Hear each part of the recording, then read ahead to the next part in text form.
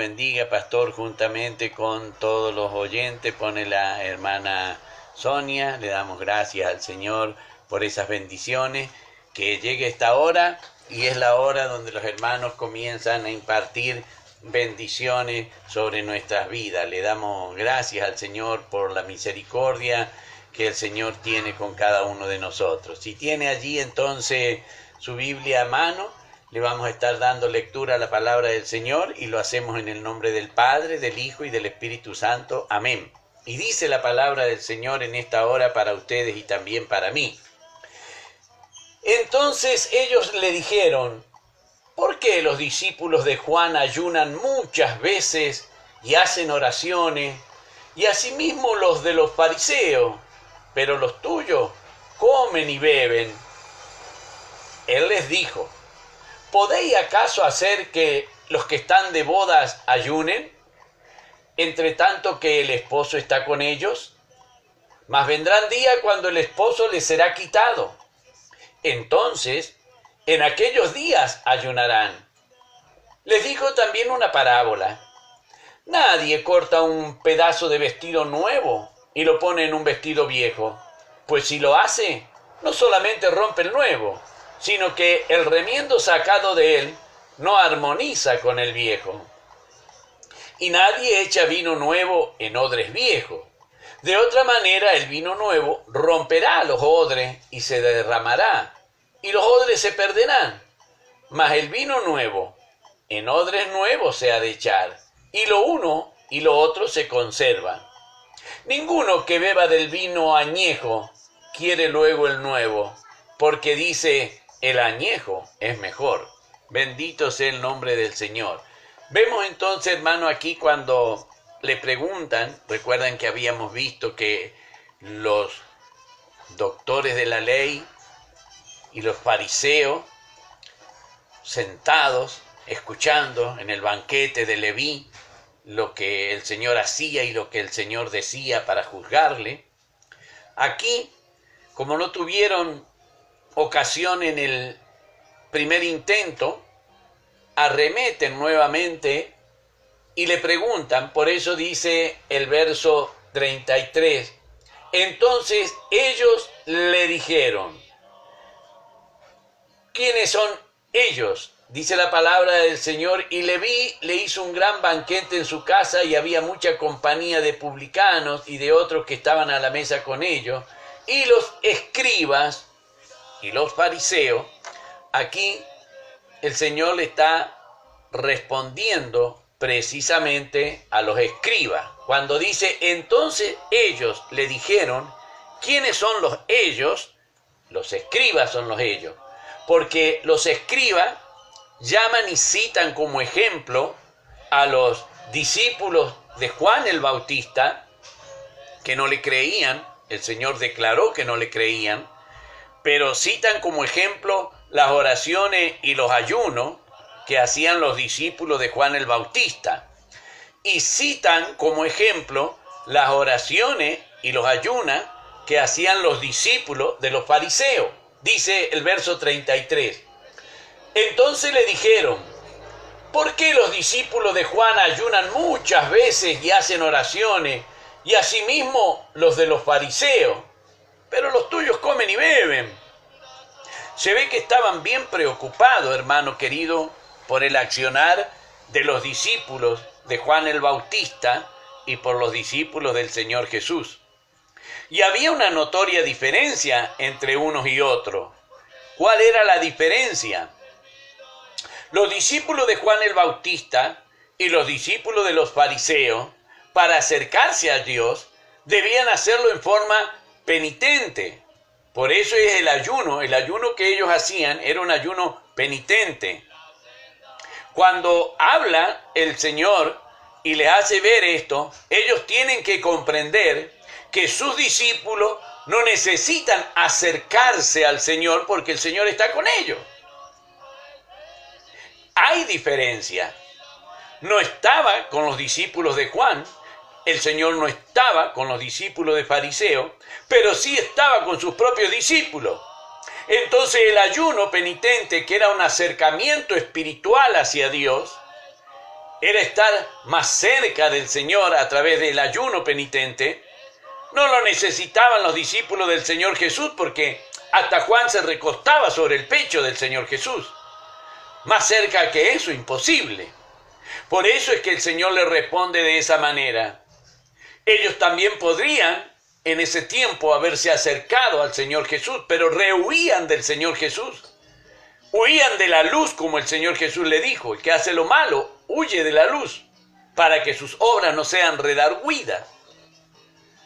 Pero en cambio sus discípulos no. Los discípulos estaban contentos de pertenecer al grupo del Señor Jesús.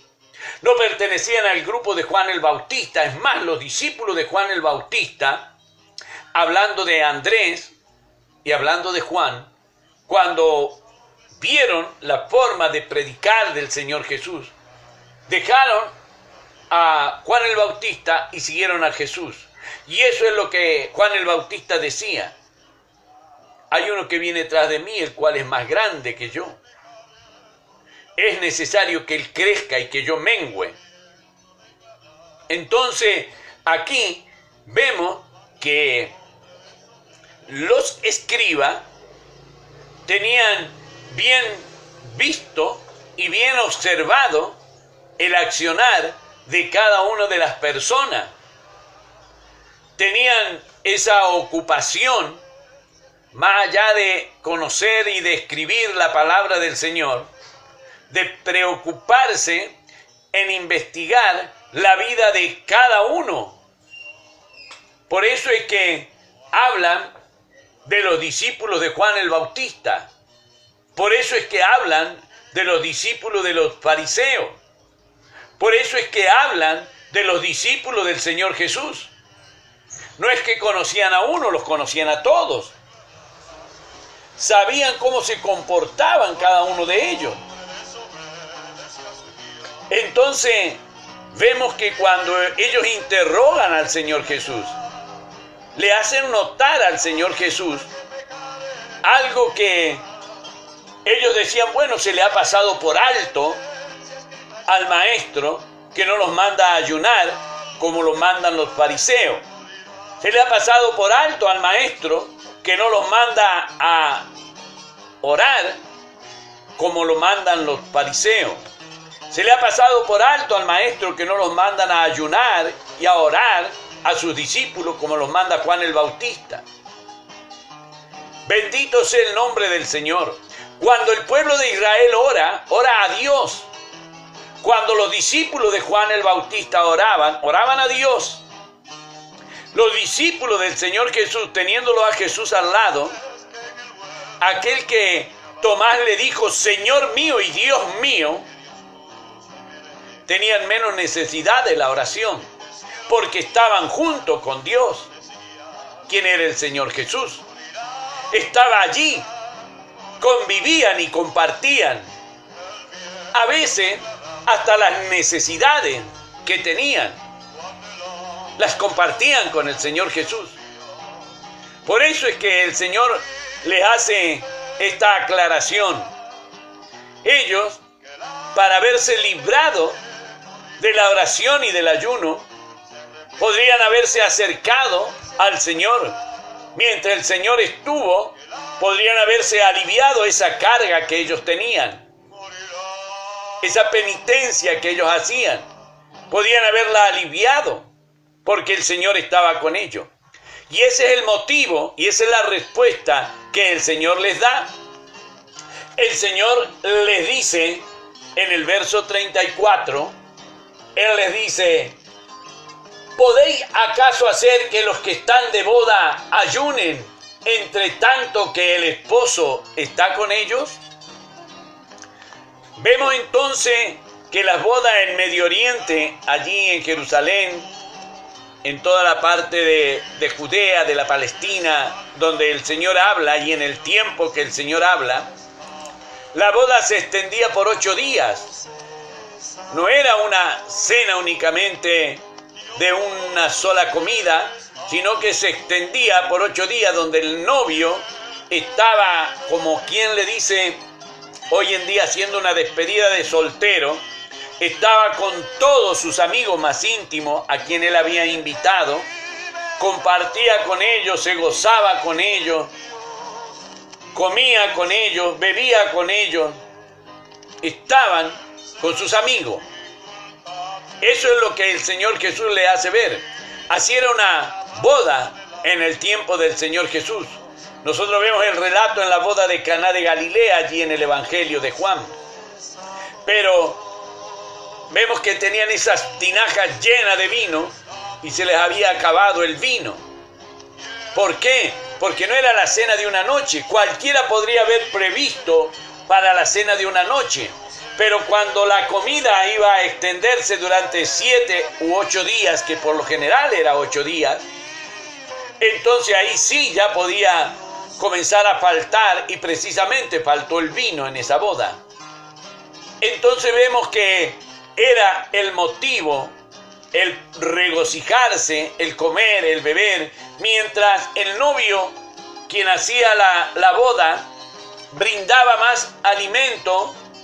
Él sabía que todo eso que él se desprendía lo iba a tener en abundancia durante toda su vida y durante toda su estadía de casado. ¿O no vemos hoy en día cuando hay una boda cómo se arroja el arroz? Como que van a ser abundantes, como que no les va a faltar el alimento, como que no van a tener necesidades los nuevos novios, porque eso es lo que significa novios. Novios, etimológicamente la palabra viene de nuevos. Los nuevos contrayentes, los que recién acaban de casarse, son novios en lo que es una vida en pareja. De ahí viene la palabra novio. No es porque puede decir, no, yo estoy de novio con una chica hace 5 años, hace 6 años. Eso no es noviar. Eso no es noviar. Novio viene de nuevo cuando contraen el enlace y allí son nuevos en la vida de matrimonio. Eso es lo que significa novio. Dios bendiga a la hermana Esther Vázquez desde allí, desde Chile. Ella nos bendice. Bendiciones, hermano, en Cristo Jesús. Bendiciones, hermano Osvaldo. Amén. Recibo en el nombre del Señor esas bendiciones. La hermana Blanca Padilla también. Bendiciones. Dios te bendiga, pastor y oyente. Recibo esas bendiciones en el nombre del Señor. Y recíbalo, oyente querido, en el nombre del Señor. Acá el Señor Jesús les explica. Yo soy el novio. Yo soy el esposo. Yo estoy con ellos, yo los invité a ellos a que participen conmigo y ellos aceptaron, ellos están conmigo. No tienen que orar para pedirme nada porque yo veo las necesidades. No tienen que ayunar para acercarse espiritualmente a mí porque yo estoy junto a ellos, yo estoy cerca a ellos. Porque ellos habían aceptado que el Señor Jesús era el Cristo. Ellos habían declarado que el Señor Jesús era el Cristo. Cosa que Juan el Bautista, cuando lo presentó y lo dijo, Juan el Bautista lo creyó.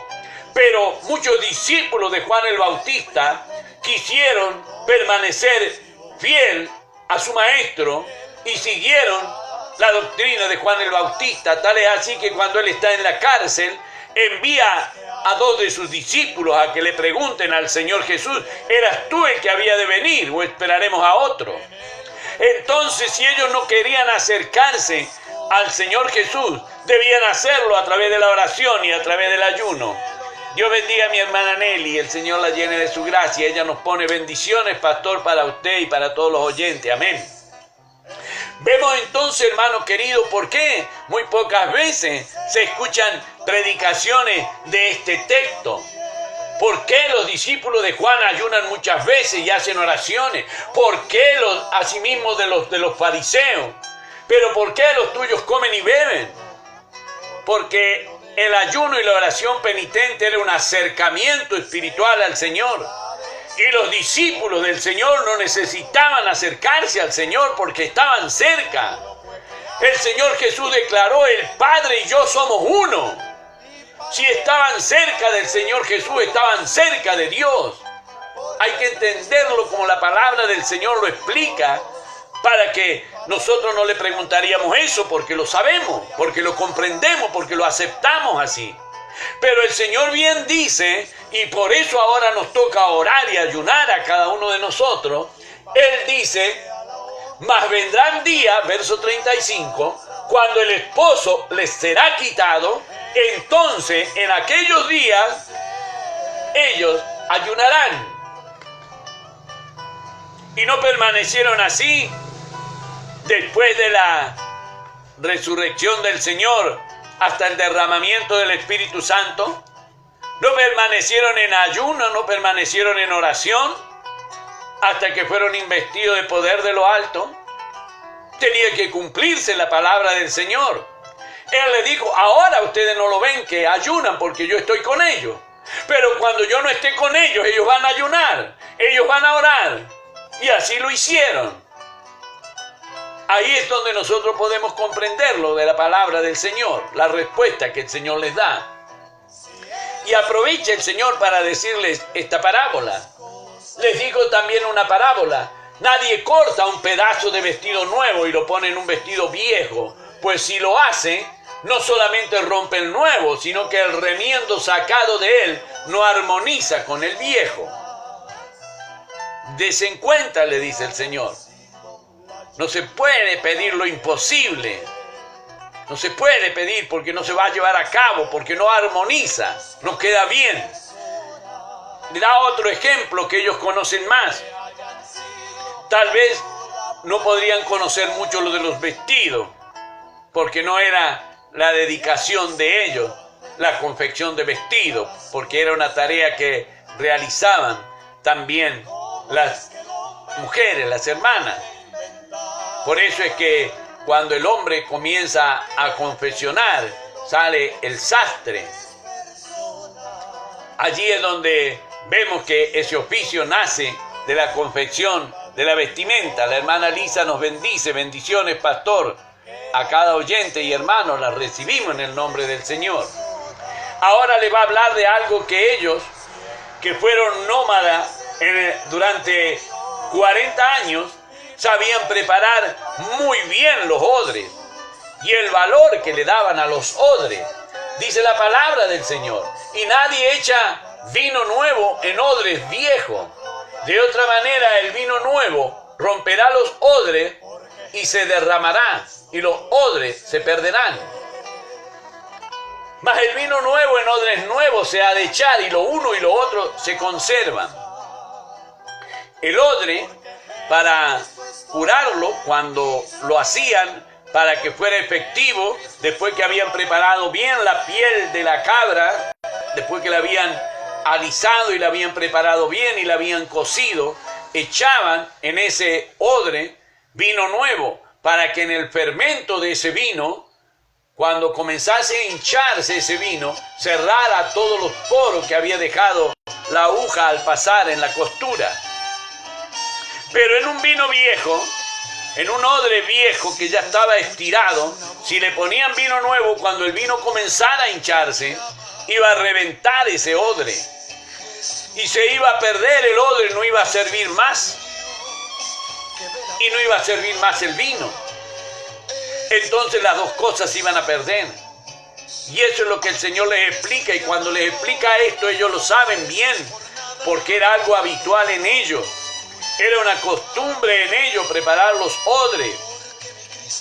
Era el modo de llevar ellos, tener su contenedor donde transportar el vino, la leche, el agua, el aceite. Esa era la forma de transportarlo, por medio de odres. Cuando viajaban, cuando hacían las caravanas, no era que llevaban vasijas de barro, sino que llevaban odres para el líquido. Cuando el Señor le habla de esto, ellos saben de lo que el Señor le habla. Es un ejemplo que para ellos les es vívido. Para nosotros no, hoy día no conocemos el odre, y si lo conocemos es por figura o por dibujos, pero no vemos cómo le confeccionan, no vemos cómo le hace. Se ha perdido esa tradicional forma de hacer los soportes, los recipientes de los líquidos, que era tan preciado allí en la zona desértica del Medio Oriente. Y ese es el ejemplo que el Señor les trae. Y les hace ver y le dice el Señor, ninguno que beba del añejo quiere luego el nuevo, porque dice el añejo es mejor. Diciéndole, los discípulos que están conmigo saben que es mejor estar conmigo. No querrán irse con otro maestro. No querrán irse. Porque ya cuando Pedro le dijo al Señor, Señor, mira, los que te seguían ya no te siguen. El Señor le dijo, ¿y a ti qué? ¿Quieres irte? Tú también vete. ¿A quién iremos, Señor, si solamente tú tienes palabra de vida eterna? Allí está la respuesta, hermano querido. Allí está escrito en su palabra. Esto no es invención, esto está escrito en la palabra del Señor. Nos hemos pasado del tiempo, hermano querido. Le damos muchas gracias al Señor por su amor, por su misericordia, y hasta aquí vamos a tener este estudio. Para dejarlo lo vamos a hacer como el Señor nos manda, poniendo el nombre del Señor sobre sus hijos para que Él pueda bendecir a su pueblo, y decimos, Jehová te bendiga y te guarde. Jehová haga resplandecer su rostro sobre ti y tenga de ti misericordia. Jehová alce sobre ti su rostro y ponga en ti paz. Amén. Dios bendiga al hermano Mario Martínez allí en España. El Señor llene de su gracia y sea bendecido el hogar del hermano Mario.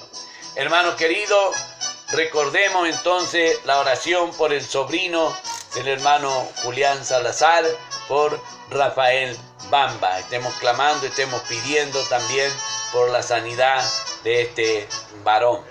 Hermano, recuerden que el Señor, en el compromiso que tenía con Abraham, también fue favorecido Lot, el sobrino de Abraham. Aunque el compromiso de Dios era con Abraham, el Señor tuvo también misericordia y bendijo muy grandemente a Lot. Así que Rafael es sobrino del hermano Julián Salazar, así que estemos orando por Rafael Bamba. Hermano querido, para mi Dios que vive, la honra y la gloria, y de mí su bendita y santa misericordia, le damos gracias al Señor por su palabra que nos hemos aprendido en el día de hoy.